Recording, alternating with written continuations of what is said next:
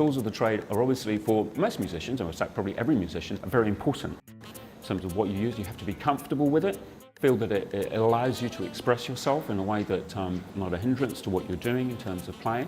And I spent a lot of time over the years. I probably played, I dare say, hundreds of different saxophones over the years. This is a Forestone saxophone. I was very fortunate a few years ago to be in touch with the CEO, a lovely man called Lars Häusler. He's German, living in Japan, very, very lovely guy. He got in touch with me and we sort of chatted, and he also said that we should maybe meet up. So I took the opportunity and I flew over to Osaka, where the business is. It was primarily to talk about their reeds, because they make these wonderful synthetic reeds. I would say probably the best reeds, synthetic reeds anywhere. I know there are lots of other companies that make synthetic reeds, but if somebody put a gun to my head and said, you have to play a synthetic reed, they would be the reeds that I would play.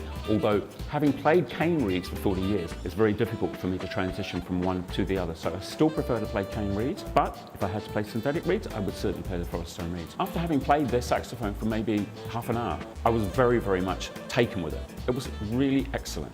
The background to the saxophones in the terms of their production, I know a little about. I don't know as much as I should do perhaps, but I certainly know that they're cryogenically treated before the production process starts, and then they're actually put together by a master repair technician from Japan. His name is Atsushi Watanabe. So I very much enjoyed playing those, and I took the saxophone back to New Zealand with me. So I then found out that they were making unlacquered saxophones, and I was very, very keen on an unlacquered saxophone. So this sent one over to me, and I absolutely loved it. And here it is right now. This is the saxophone. It's probably not as clean as it should be, but that's an unlacquered saxophone for you. You have to deal with those problems.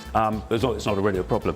When I had the saxophone, I was already playing a Yanagisawa Solid Silver series. Some were Mark VI, some were balanced action, some were super balanced action. I had all of these saxophones at home, and I realized that they were not going to be used ever again. So I actually then took the opportunity to sell them, which was wonderful, because actually just to have one saxophone at home was perfect. And this is the one that I decided to keep. Since I've been here in Malaysia, I've been allowed the opportunity to play what is called a carbon neck, so carbon fiber, and this has been a complete and utter, and I can't tell you what a revelation this neck is to me. It's allowed me to be able to express myself. I thought the saxophone, as it was allowing me to express myself perfectly well. It wasn't providing any obstacles to me.